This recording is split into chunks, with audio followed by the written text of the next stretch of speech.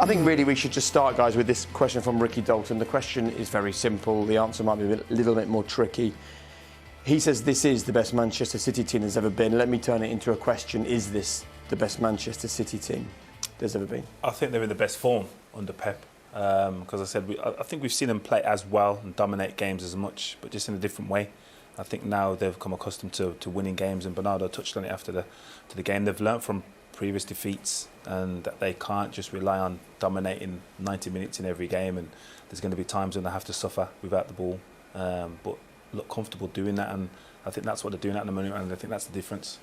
I think they've realised there's more than one way to skin a cat, isn't there? And I think that they were more accustomed to saying, right, we're going to control every element of the game, and that was the aim from the get-go with previous teams that Pep had it here at Man City. But like Bernardo said there, they've worked out there's another way to win. There's other ways in which they can get victories. And like he said there as well, they have a special, unique talent in Erling Haaland who can make them a devastating team in a different way. So is it the best Manchester City team? I don't know. I think they've got to win. They've got to win. If they win the Champions League, then yeah, completely. But if they win the league, then it's going to be an argument still, I think. Yeah, I think if they win the Champions League, definitely. I think that's what they've been aiming to do for a number of years now. So if they go on to win the Champions League, yeah, it's the best team.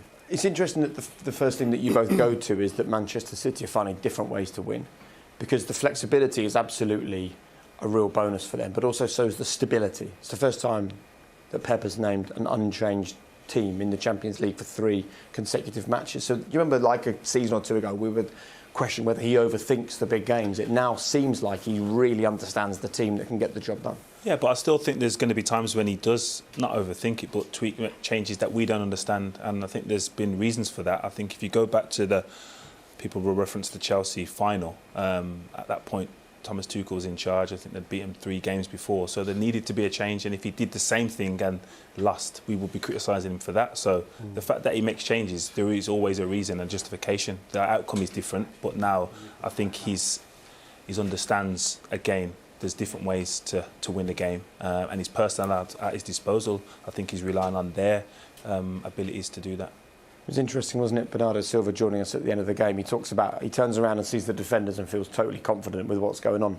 But also if he looks forward and sees Erling Haaland at the front of the pitch, he can feel just as confident. I mean, there's lots of comments and questions and thoughts from you all about Erling. Solomon says, Erling Haaland's 2024 £150 million release clause has been removed. City are now getting ready to offer him a new contract. And Stats City say Erling Haaland has now moved into the all-time top 50 goal scorers chart for Manchester City. So it's his 48th goal of the season this evening. What have you got on your touchscreen?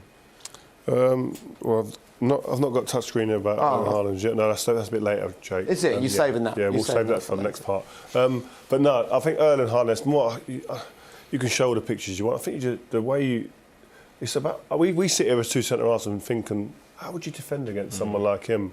And I think he's a player. I was of the mindset, like, I've seen him score goals like he scored tonight, running onto things. That's what I was used to. I think in Germany you saw that a hell of a lot with Borussia Dortmund. And I was like, can he finish the chances that Man City create all the time? They create them cutbacks, especially from the byline, in and around the penalty box. Can he be that guy to find the spaces within that 18-yard box? And he has done. He's managed to find that, and he's been phenomenal in that. And every goal, I think, bar one of the goals he scored this season, has come in the penalty box. It's phenomenal. Predator. Oh, yeah, the variety of goals.